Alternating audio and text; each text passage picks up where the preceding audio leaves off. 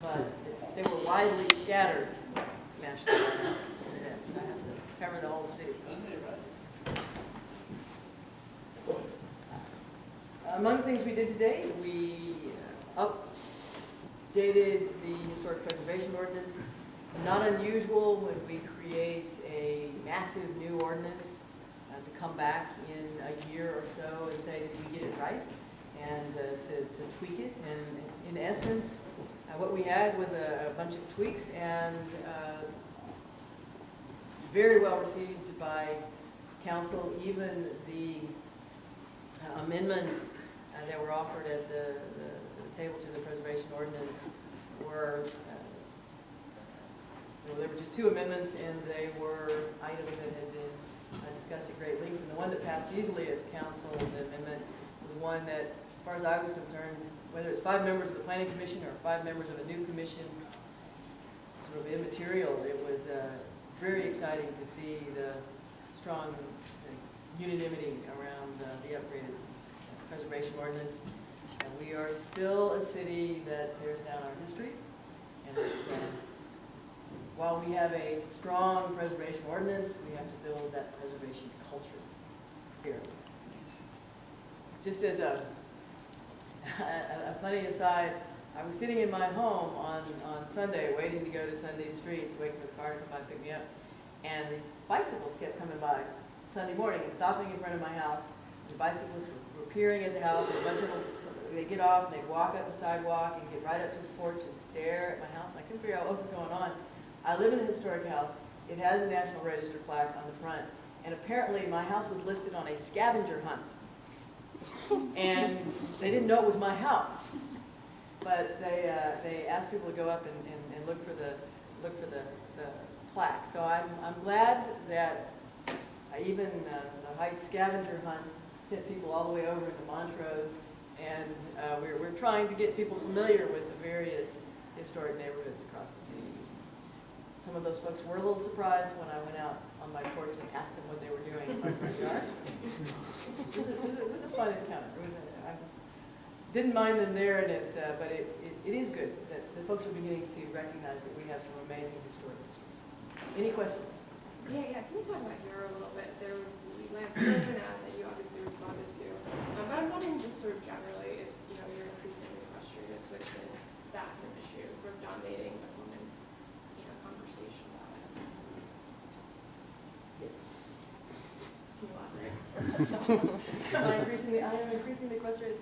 I'm passionate about this issue, but I'm also frustrated because 200 other American cities, 17 states have some version of this that includes sexual orientation and/or gender identity. So we didn't break any new ground. There's nothing here that hasn't been passed in other cities, and it may have been contentious in those other cities. But the fact that there's so much misinformation, and not just misinformation, just out and out ludicrous lies, is very frustrating. I'm passionate about it, and the issue of the most recent ad, the gentleman in question has actually lived and/or played ball in 2 cities that have the same policy, and it didn't seem to bother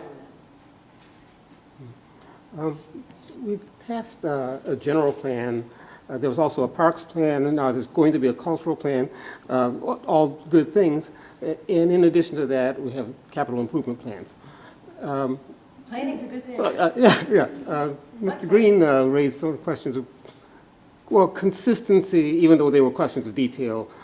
Could you help us understand how we're supposed to put all these plans together? Okay, so there's the general plan. Right. And if you actually look at the general plan, one of the planks in the general plan is that the city have a cultural plan. Okay. It actually is mentioned in Okay. there. So we're trying to, we have the big framework, and now we're trying to fill it in. So the cultural plan, the general plan, the cultural plan, we have a bike planning process going on. We did the parks master plan. Another plank in the general plan is expansion of parks and green space. Well, you have to have a plan on how you're going to spend the money on parks and green space. So we passed that today. We're going to continue with these efforts going forward. I'm very excited about. It's not that we haven't been doing planning over the years. We haven't been doing integrated planning. And we've been doing a little bit too much of, and if you don't do integrated planning, what you do is, we have an existing Parks Master Plan. We do the Parks Master Plan and then we kind of put it on the shelf. What we are doing now is building a framework that forces all these plans to impact each other, and the real proof will be in how we spend our dollars, which is the capital improvement plan that you referenced. But one of the things that the general plan calls for is an annual work plan, and that's designed to give council members more input into the process. This is a strong mayor city with the strongest strong mayor position, and a lot of the information flows through this office. That won't change. But by creating a work plan, council members will have a better idea, instead of being surprised that the planning department is out holding public meetings on updating the preservation ordinance, for example. When we pass a work plan, they'll be able to see that during the course of the year, we're going to be doing preservation ordinance, or updating the preservation ordinance. During the course of this year, they would have been able to see that we were moving to a contract on body cameras, for example, after we piloted the body cams last year. So it's all designed to get the public and the council more input into what the priorities are and how we move items forward. The culture plan, Mayor, was tagged today. Well, how do you feel? Is it going to pass next week? Hope so. I mean, I don't have any reason to think that it wouldn't. Most of these are ultimately going to come down to dollars. No, the general plan was tagged as well, and everybody wanted to know, well, how are we going to divide up the dollars? There's no specificity here. It's the same thing with the culture plan. This tells you where you want to go, and it gives you some paths to get there. But ultimately, how we spend our dollars is where the real impact is, and that's not a part of this. So I'm not saying that when we pass these plans that we're done with the process. It actually gets somewhat harder going forward. But instead of going into the discussions of budget with everything out here, you actually have boxes where you put things, and we've said this is what we intend to fund. And so now we need to figure out the individual items, and we're talking about moving monies among those boxes instead of, it limits the discussion. It begins to move us to a more logical process.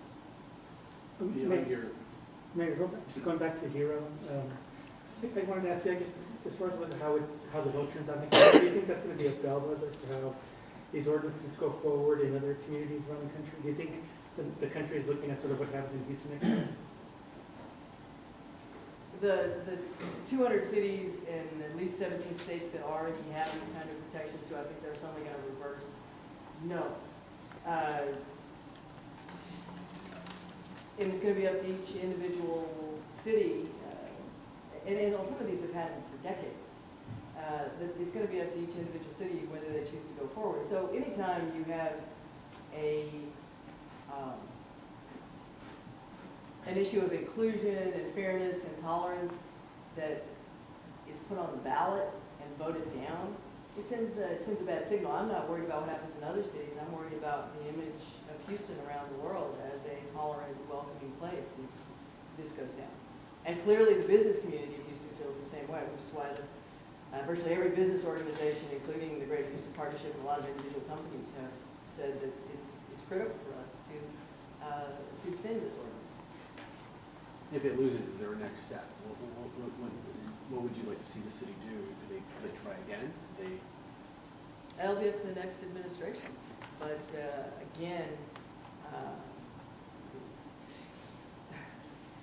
the interesting thing for Houston was that most cities over the last 20 years have gone in and opened up existing non-discrimination ordinances and added sexual orientation and gender identity. We didn't have any ordinance.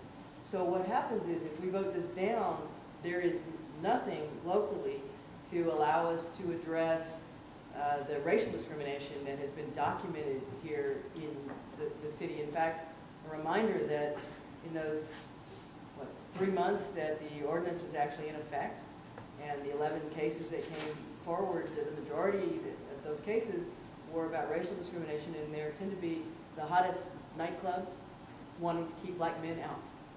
And there is nothing we can do locally to address that. They have to file a federal case. There's something wrong about that, and I think the majority of Houstonians, if you simply go in and read what's on the ballot, the city that's elected me 9 times, the city that is the largest refugee resettlement area in America, the city that is majority minority city, supports tolerance and diversity and respect. But it's all about who shows up to vote. Mayor, unrelated to heroes, sort of on the list of things you'd like to get done before you leave office, will we see a garbage fee presented at some point? I would love to see a garbage fee, but I've taken that off the table. And I think I did that, although it would come in the budget. It really needs to be a part of the discussion among mayoral candidates. How are you going to fund government? I believe, no, it's not I believe, I know that my staff and I have done an amazing job managing to the budget we're given and protecting city services and rolling out more services with serious budget constraints. The driver of the serious budget constraint primarily is pensions, and since that is not within the control of local government, the next administration is going to have to figure out either how to get Austin to act on pensions or bring in new revenue to address the problem. And I've heard there's several mayoral candidates who say, well, we'll just fund the pensions and then go to Austin. Sure, you can fund the pensions, totally. But you're going to have to lay off a bunch of folks and stop services to do it. And so this is not it's not an easy process, and a garbage fee like so many other things, no zoning, no non-discrimination ordinance, the garbage fee is one of the things that Houston did not have that most other cities do have. And it is a way to continue to fund services. It does not, however, solve the pension problem. Where does one bin stand, speaking of trash? One bin, no, that's a good question. We will be issuing our white paper, but there was, because of the drop in commodities prices, there was an interesting article out of Montgomery, Alabama. Montgomery, Alabama had a small version of what we were trying to do, and it just tanked because of commodities prices. The technology is there. That's the good news. It's whether you can do it in a way that is sustainable, and if it's based just on the commodities revenue, it's clearly not. Our plan was, if you factor in the amount of money you're spending on putting garbage in a landfill and other things, it's clearly sustainable technology. But I don't know. We will be issuing a white paper, and I'm looking at staff. So, Okay. so you're not saying that you'd like a white paper that you actually is officially dead? No, I mean, the idea works. I'll have to say that. It's just, we don't have, the details are not ready. We're still in negotiations on whether we go forward. And at the very least, we will issue a white paper on this. Mayor, I have one question. In planning to improve the quality of life, are monies and planning also going into the collection of dead animals in Houston? And more specifically, why does it take up to 4 days to collect a dead animal off of Houston Street? It doesn't, as far as I know, and if you want to actually ask that question, solid waste director is standing right behind you. We spend money. In fact, I have ridden with the dead animal crew, and I'd invite anybody out there in the media who would like to ride with the dead animal pickup crew. It is a fascinating experience. 24 hours is the standard. Yeah, but it has to be called in, and that's one of the things. Call 311 and let us know. Call directly to the solid waste department as well, and let us know. People will drive by it and not call it in. I think we had Ubers on the flip. You guys know? Yeah, just, we've addressed that in the next week. Any reaction to the Astros moving on? Let's work it aside. I am a huge Astros fan. I grew up going to Astros games. I went to the Astrodome, and the first year it was open with my dad. I'm always an Astros fan. I was wearing my Astros "We Own the Playoffs" shirt last night at National Night Out. I'm very, very excited. I will be, Thursday night it'll be the choice of the Texans or the Astros. I know who I'm going to be watching. Thank you. Go Astros.